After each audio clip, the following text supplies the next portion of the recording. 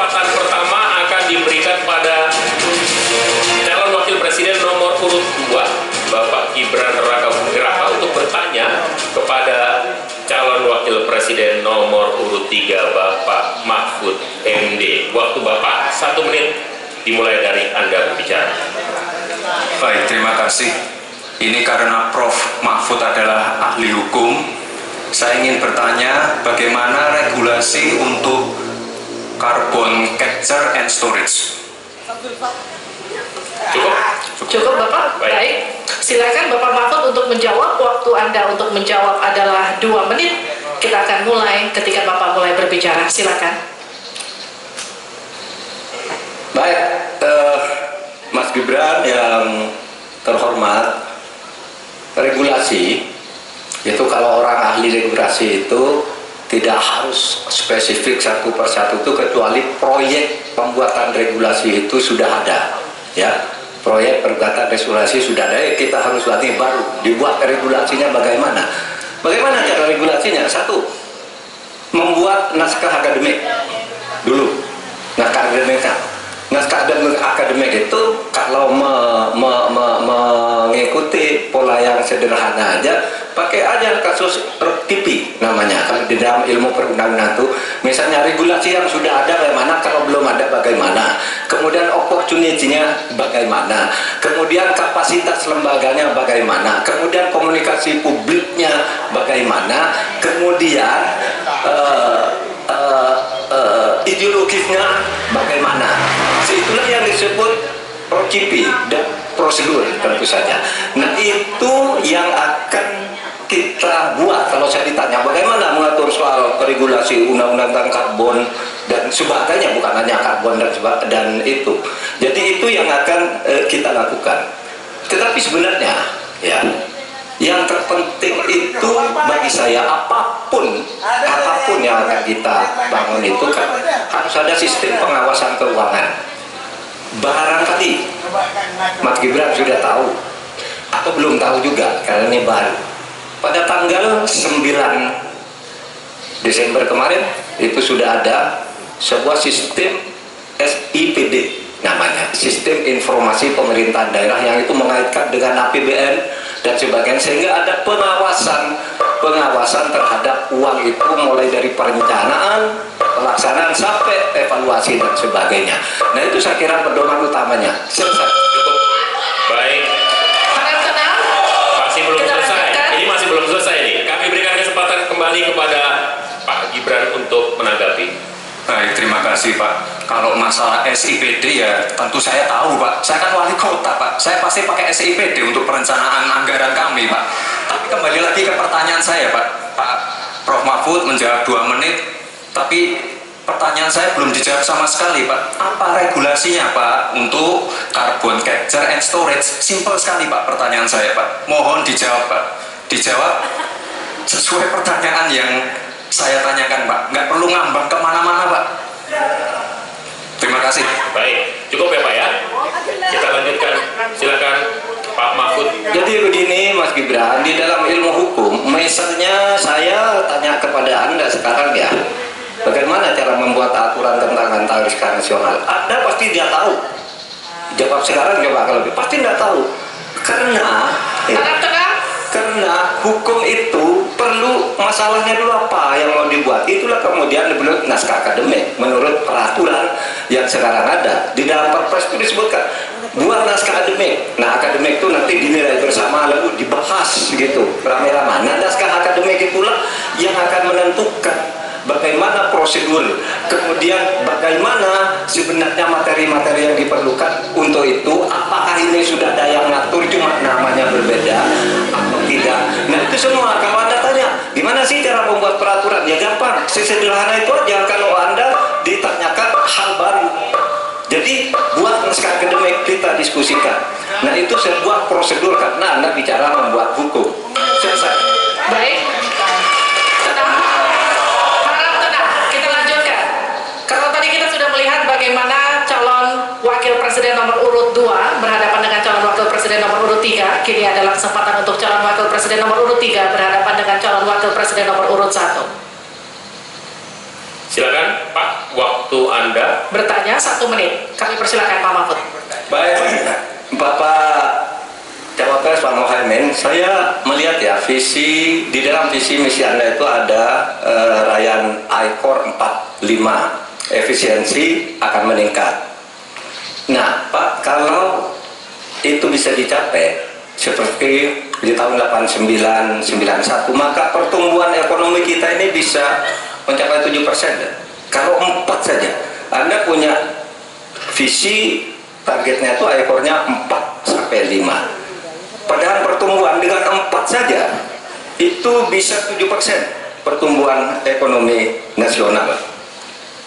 Sehingga dengan demikian saya kok jadi ingin tahu kenapa di dalam visi misi Anda tingkat pertumbuhan yang ditargetkan hanya 5 sampai 65. Kok tidak berani 7? Kalau 4 apalagi sampai 5, seharusnya berani sampai 7 selesai. Silakan, waktu Anda 2 menit. Terima kasih. Kalau membuat target pertumbuhan bisa saja 7-8% bisa saja. Tetapi yang ingin kita wujudkan adalah pertumbuhan yang berkualitas dan inklusif, di mana setiap pertumbuhan itu memiliki apa yang disebut sebagai dampak langsung di dalam penyerapan tenaga kerja, di dalam peningkatan pendapatan masyarakat, di dalam satu percepatan pemerataan pembangunan. Target 5,5 sampai 6% itu dengan kalkulasi agar kalau kita tidak terlampau realistis, kita khawatir ujung-ujungnya utang luar negeri lagi. Utang luar negeri yang terlampau banyak ini mengakibatkan beban bukan hanya pemerintahan hari ini, tetapi juga anak turun kita akan mengalami banyak beban utang yang panjang.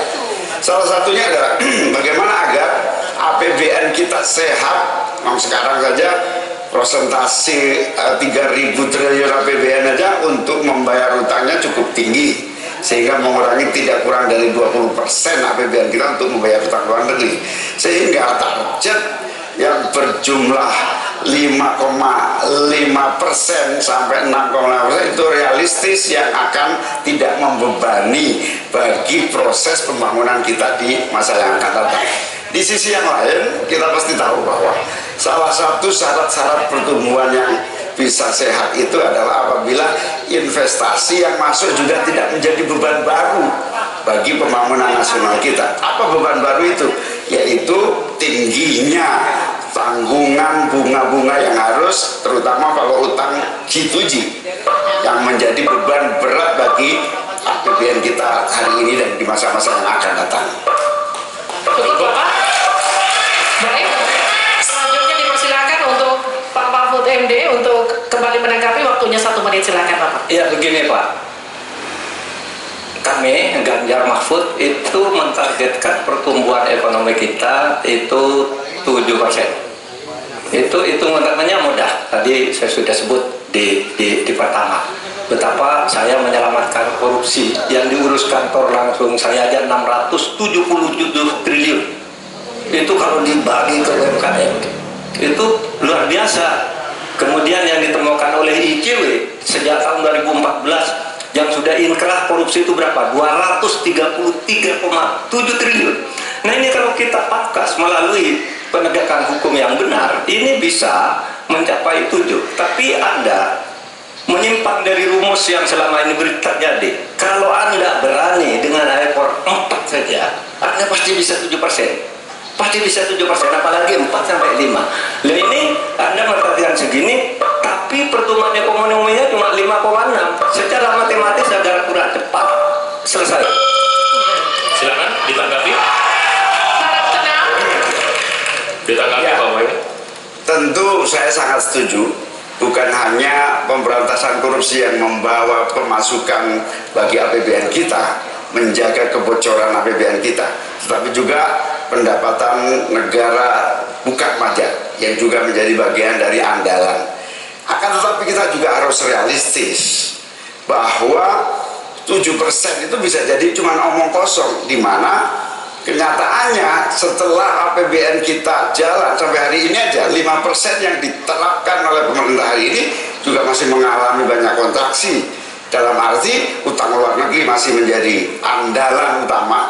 Sekaligus kita juga menyaksikan bagaimana 5% itu realnya di lapangan tidak sampai 5%. Sehingga saya khawatir kalau target 7% itu dipaksakan, ujungnya bukan pertumbuhan yang sehat, tetapi pertumbuhan semu yang keropos. Baik. Tenang, kita lanjutkan. Iya.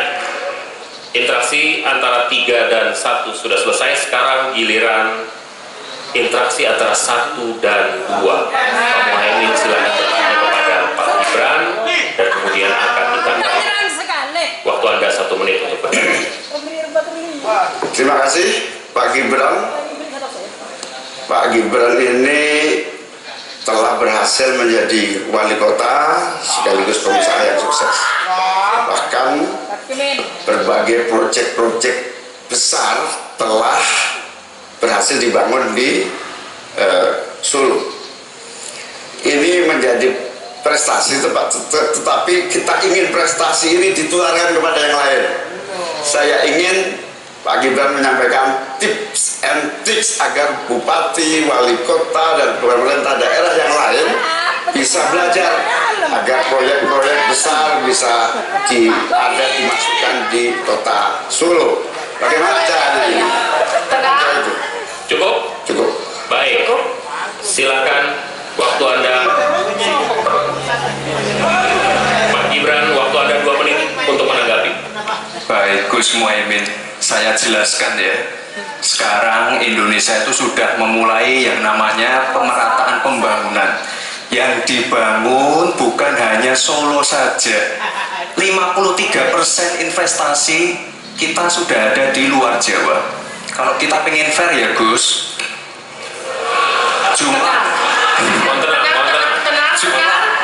jumlah proyek, jumlah anggaran yang digelontorkan ke Solo sebelum saya jadi wali kota itu lebih besar. Saya tahu lah ini arah pertanyaannya kemana, tapi yang jelas ini Gus, apa yang sudah dibangun, yang kita lihat bukan bangunan fisiknya saja, tapi kita lihat impactnya ke warga.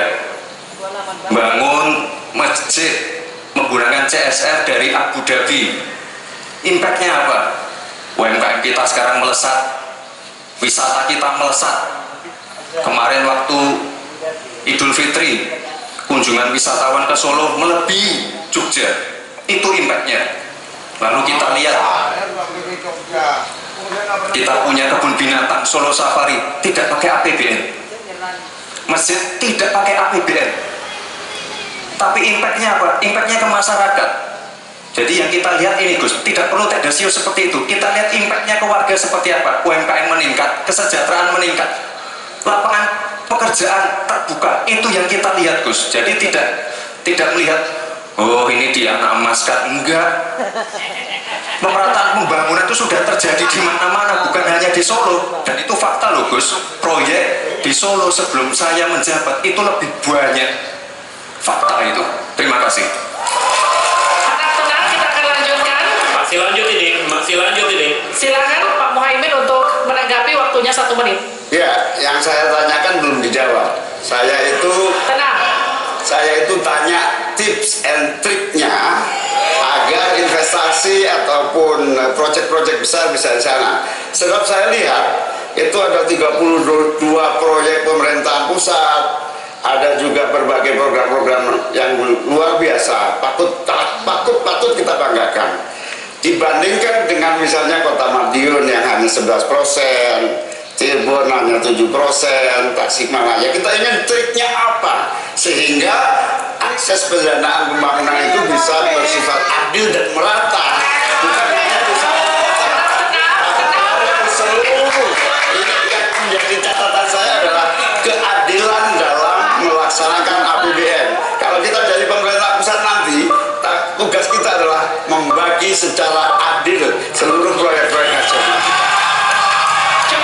Cukup. Silakan Pak Gibran untuk menanggapi, waktunya 1 menit. Silakan. Mohon Gus, saya jawab lagi. Sebelum ada proyek dari pusat masuk, kita ya, para wali kota ya, harus menyiapkan yang namanya readiness kriteria. Kalau nggak ada itu, nggak mungkin proyek itu masuk.